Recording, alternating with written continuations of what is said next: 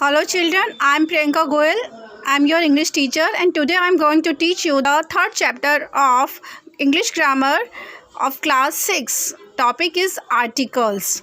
Children, in my last video I explained you about the article and types of article.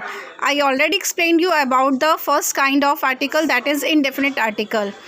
I explained you where to use a and where to use an before a countable but singular noun. Today I will teach you about the second kind of articles, that is definite article.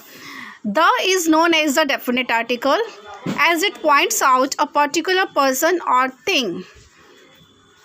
We can say we use article the before a noun when we talked about particular person or particular thing. For example, the minister was late in the function. Here we use article the before the noun minister, the minister, because we are talking about a particular minister, not about any minister. Okay, the another case when we use the article the, we use article the before a noun that is unique, and one of its kind. For example, the earth, the moon, the sky, etc.